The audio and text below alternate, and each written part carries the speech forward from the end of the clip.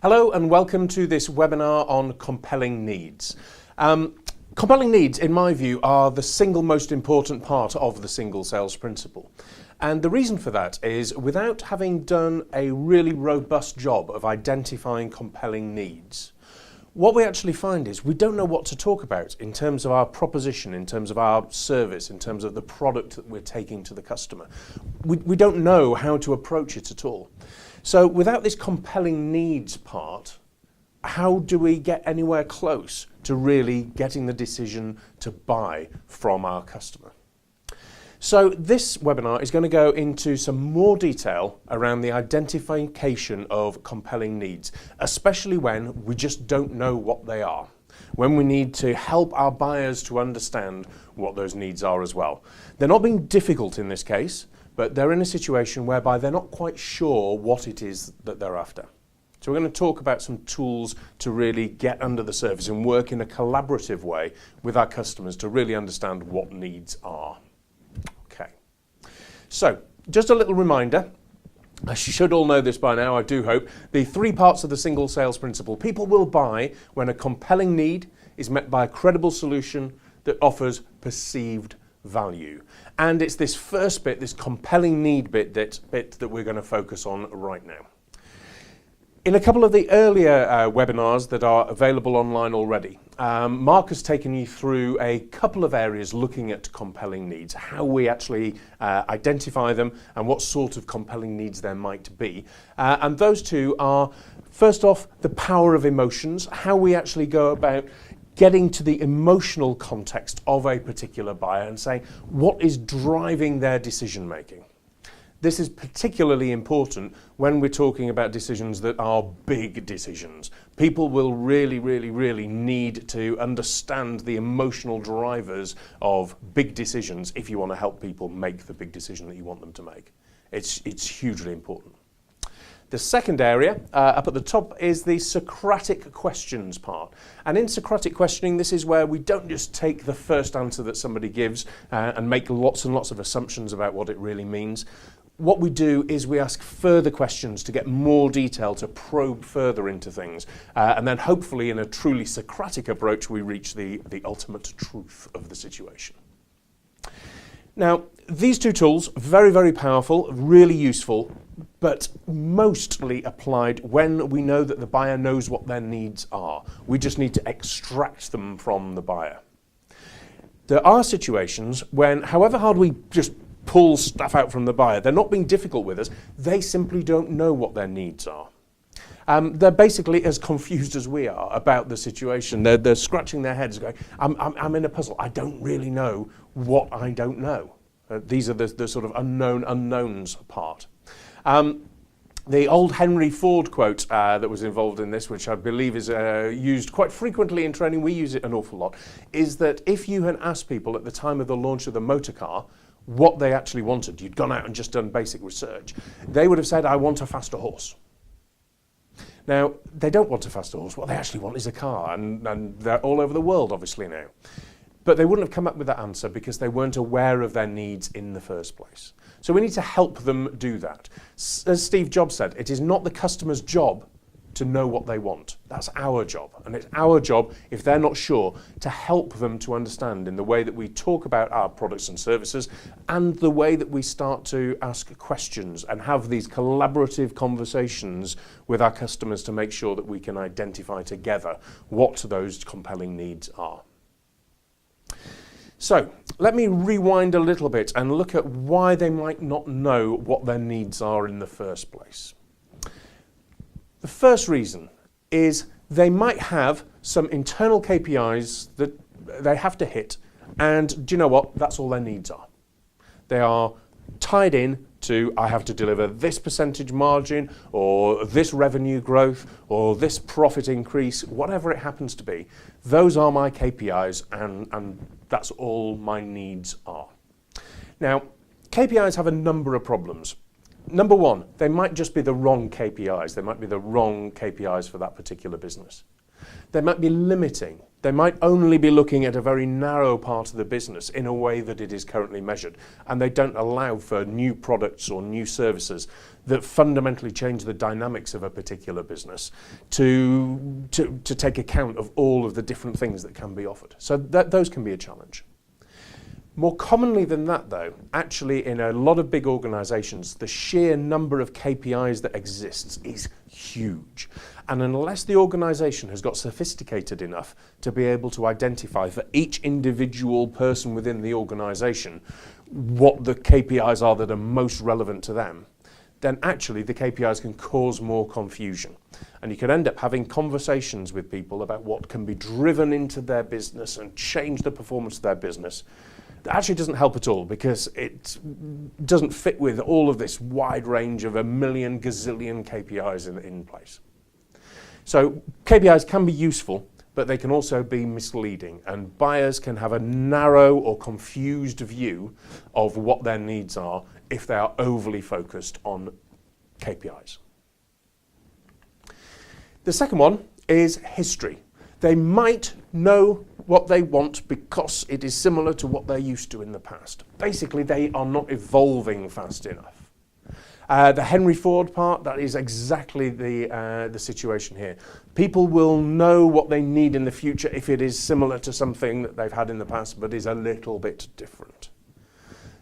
If you're going to make breakthroughs, if you're introducing a product or a service that is going to be fundamentally different to what has gone before, you're going to have to get over this confusion driven by history, this situation whereby the past is controlling the present.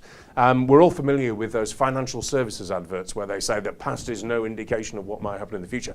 Unfortunately, in a lot of cases, the past is a really, really good indicator of what happens in the future, unless we actively go out and we make a decision to make a break with the past in order to focus on something that is completely new. But it will be a challenge to do that. It will be a challenge to get our buyers to identify their needs if it's not something that they're used to at all. The third area is that they might have a vision of what they want. They might be looking into the future rather than into the past. They might be focused on the long term, even if it doesn't tie into today's KPI model.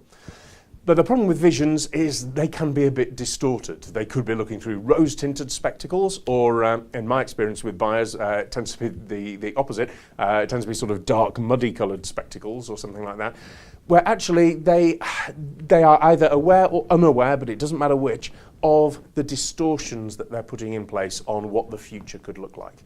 So we might need to get some lens cloth out and to help clear the lens so that they can see the vision of the future far, far more clearly. So that might be a barrier that's in place, their distorted vision of what the future could hold. And then the fourth one, and by no means is this an exhaustive list, the fourth one is they might have done some thinking, the cogs might have been whirring in their head, but they haven't actually worked it through to the end point. One of the real challenges from a buying point of view is that you're buying a whole range of stuff in most cases. You're not just buying one particular product. And then somebody comes in to sell stuff to you, and when they're selling stuff to you, they're focused and experienced and have huge expertise in one particular area. Now, if you do that and you're expecting your buyers to have got the same level of understanding of needs that you have because you work in that particular niche, in that particular industry, then you're going to be sorely disappointed. Because the reality is, we in a selling position have far more knowledge of our products and our sectors than most of our buyers do, because they tend to deal in a much broader range of products and services than we do.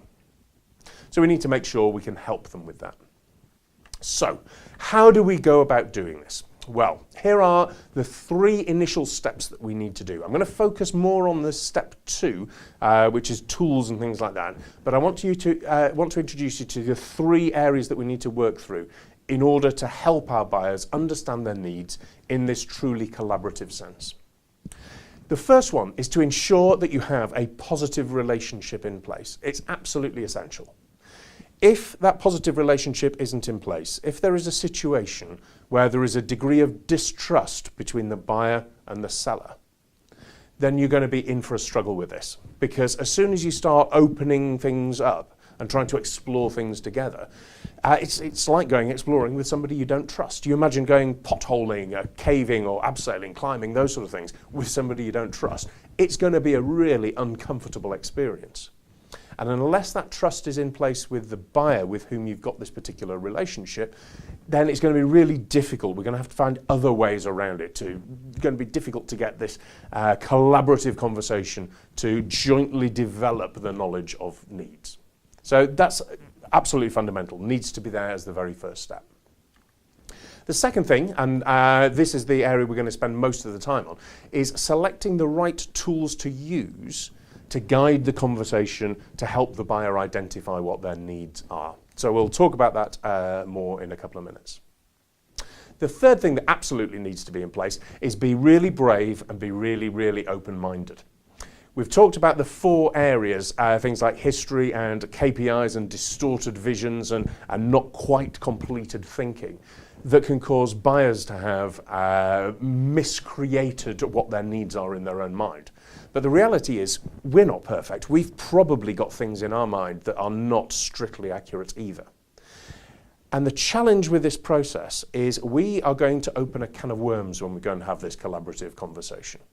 If we go in without a hidden agenda, or indeed any agenda at all in terms of the desired outcomes of this, with this open mind of, do you know what, I really want to help develop a joint mutual understanding of needs, we're going to have to be prepared for stuff that is going to come out that might not be what we want to hear. So we've got to be really brave and really open-minded. You're opening a can of worms here. Be prepared to see worms.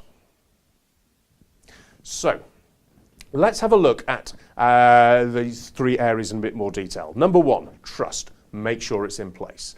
Number 2, make sure you've got the tools to do the job. And these are the ones we're going to look at in more detail later. And 3, be really brave, be really open-minded. I love this quote. Uncertainty is an uncomfortable position, but certainty is an absurd one. Anybody who has that level of uncertainty about things scares me a little bit, because actually, do you know what? The world is uncertain, the world is ever changing. It's from Voltaire, 18th century French philosopher, if you want to look it up.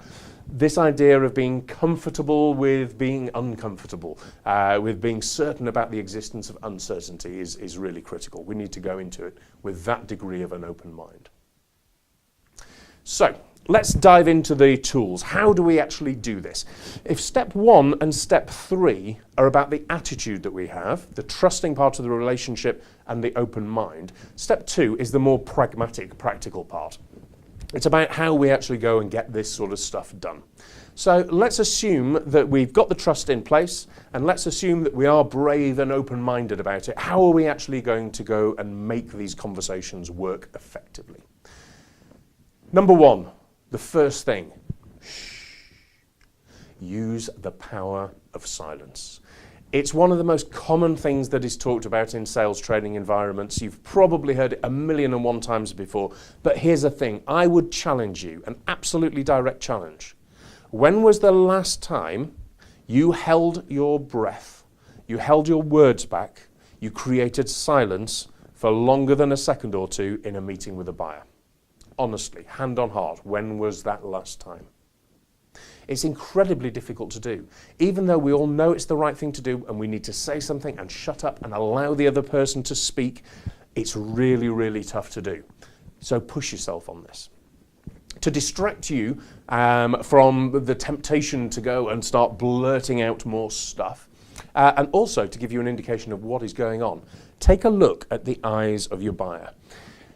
There is quite a lot of both nonsense and slightly misused stuff talked about eye movements and things like that. So we're not going to go into that, and we haven't got time to go into that in this webinar. But just be aware that when people's eyes are moving about, their brain is doing stuff. And when their brain is doing stuff, show them the respect of allowing that brain to work in peace and quiet. Because if it can do that, that is when you can actually get some really good material coming back out afterwards. Because they are thinking of new thoughts at this idea. They are about to express something that has never ever been expressed by them to you before. And that's actually really quite exciting. And that is where the novel stuff can come from. So it's really, really important to leave people time to think. So shh. The next one is groupthink. Groupthink has a bit of a bad reputation, to be honest. We need more refreshing, different thinking. We need more dissenting ideas, more dissenting thoughts, says the boss in this cartoon, and everybody agrees. Groupthink can be a bit dangerous, but do you know what? It can be a really powerful thing to use as well. If you and your buyer together haven't really got the understanding of the needs that need to be identified, get other people involved as well. Get the wacky creative people in if you've got them, but get people just from different bits of different businesses. The more different ideas you can get, the more useful it's going to be, as long as you can create the environment in which it's okay to share different ideas and disagree with each other and that sort of stuff. Try and invite people from different parts of your customer's organisation. Take people in from different parts of your organisation and try and get to the point where people are thinking differently because it's different people doing the thinking. That can really help generate these new ideas and inject a degree of creativity into the identification of compelling needs. The next one to look at, and I'm going to spend a bit more time on this because it's quite a rich subject really, is this idea of the big picture. Wonderful cliche. Let's do some big picture, blue sky thinking, think outside the box, blah, blah, blah, blah, blah, all of that sort of stuff. We need the butterfly to leave the cogs of our mind and become creative and inspired. Great. Again, a bit like with the silence thing, we all know this. We all know that that's a good thing to do. But it's very rare that you actually hear anybody talk about how you do blue sky, out of the box, big picture thinking and all of this sort of stuff. So I'm going to help you with a very practical little model for how to do that in a B2B sales environment. We want to get this helicopter vision. We want to see the broad picture. So how do we go about doing that? Well, first off, we need to make sure that we're not stuck in the mud. We need to get out of that rut. We're getting bogged down potentially in repetitive, same old stuff. How do you get out of that rut? Well, you need to think differently. You need to wipe the slate clean and think about your customer in a completely different way. And if you do that, if you go in with into your customer thinking about them in a completely different way and having done some pre-work on it, you can then help guide the conversation in the direction that it needs to go. So let's have a look at how to do that. I'm going to take you through 5 steps of the approach. Where do we get these new ideas? Where could we get these new ideas from in a really practical and pragmatic way? Well, the first one is obviously the buyer. Number 1, the buyer. What are the buyer's individual objectives? What are their KPIs? I said initially that there are challenges with KPIs, and there are, without a shadow of a doubt. But do we actually know what they are to start with? And if we don't, let's look and find out what those KPIs are. And then we might be able to start to look at how our product or service can help with their needs and make that link really, really clear for them. So don't forget the simple bit, your buyer's objectives. That's at the most granular level that we're going to go into here. The next level is to look at the business as a whole. So for this particular organisation that you're selling to, what are their objectives? What are their mid and long-term plans? What are the challenges that they're facing? And if you can start to see that in a broader picture outside of just the buyer, looking at the business as a whole, it may be that there are parts of your product or service that can tie into something that will help a different part of their organisation. And there can be a degree of collaboration involved and all of that sort of stuff. But in terms of identifying what the needs are, it can be useful to broaden the picture and help your buyer to broaden the picture by looking at the organisation, their organisation as a whole. Broadening out even further, we then look beyond the objectives and the KPI stuff of the organisation and look at the purpose and values of that organisation. Most organisations are pretty clear about those in the sense that they have posters up and all of that sort of stuff saying this is what we stand for, this is what's important to us. Use them. If they are useful, you can use them. Because if your product or service does something that actually supports the underlying purpose and mission and values of the organisation that you're selling to, and you can tie those things in together, we can find a way of leveraging the needs that do exist and having a conversation that broadens the buyer's mind as well as broadens our mind about what those needs may be. Step 4 is about, well, what would others do? Let's look outside our organisation, let's look outside our customer's organisation and look across the industry. What are other people doing? And why are they doing those things? Because if they're smart people, smart competitors out there, smart other suppliers out there, smart end customers out there, if they're doing different stuff, then let's just go and nab that. There must be a need that is driving it, so we can then look at their actual behavior and infer the needs from their behavior, and use that, again, as a way of getting into a more creative approach to the identification of compelling needs. And then fifth and finally, if we've done all of those sort of things, if we've been through the buyer and the business or business unit and the organization and broaden it out to the industry, let's get really, really broad about it. Why on earth are they here? Think about the why.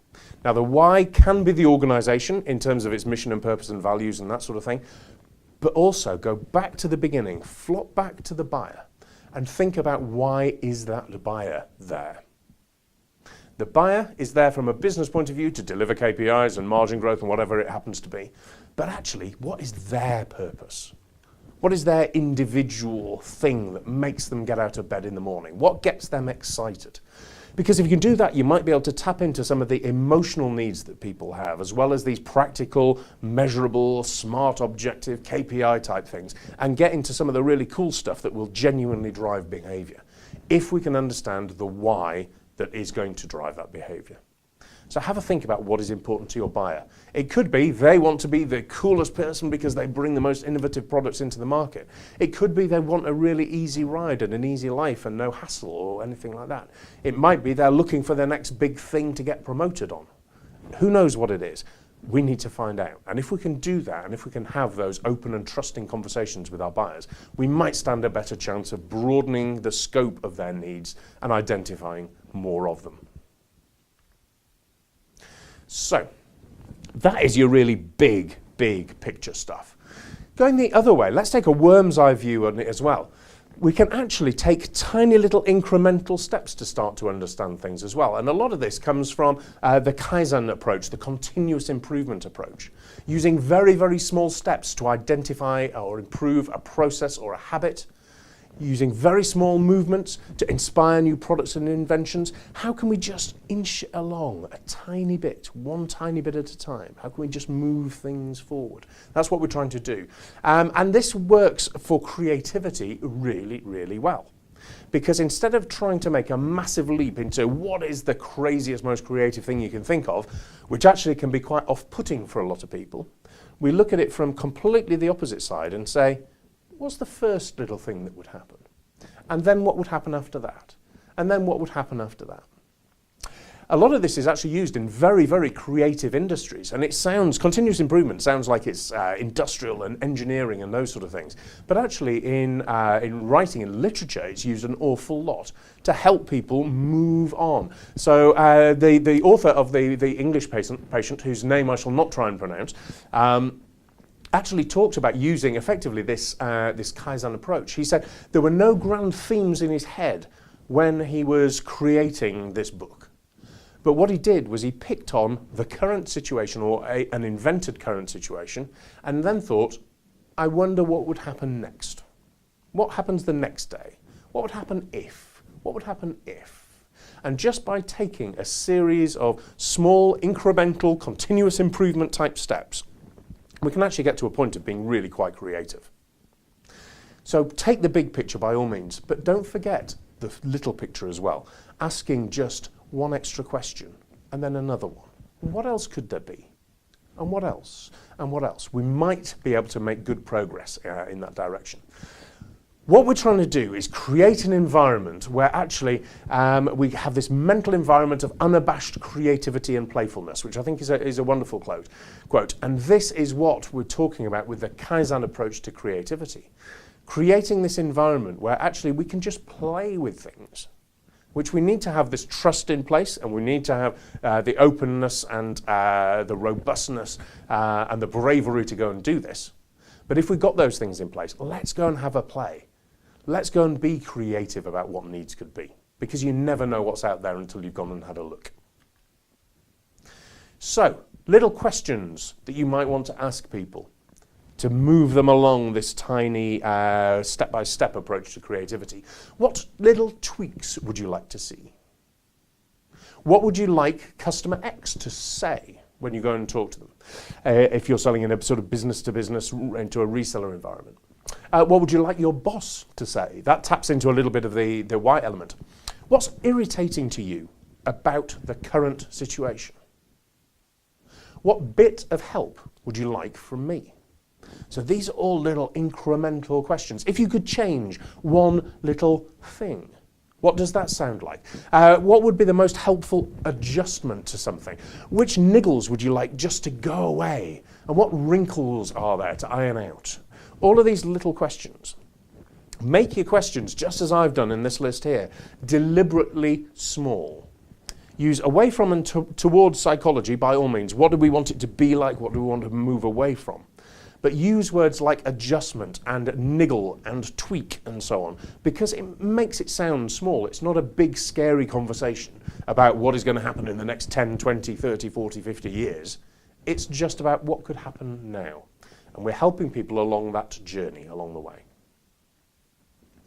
Remember this, though.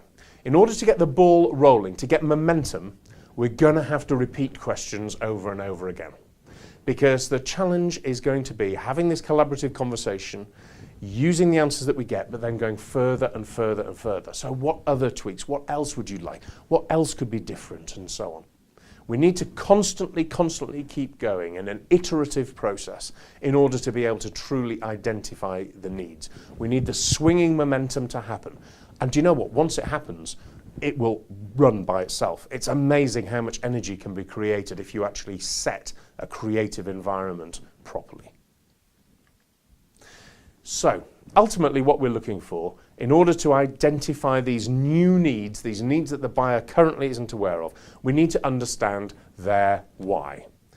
Step back, have a look at the big picture. What is that all about? And then go into detail with the little small questions, the Kaizen type questions, to really understand what the tiny adjustments could be one at a time. Be open-minded, be brave, be positive about it, create a great trusting environment. And it's amazing the collaborative nature of a conversation that you can have with your buyer. So I hope that's given you a few more things to think about from a compelling needs point of view. Please have a look around the other videos available on site. And if you do want us to produce one of these webinars on anything else at all, any other subject, obviously related to sales, please, do just let us know. There is a button to press on the website, or just drop us an email. Many thanks.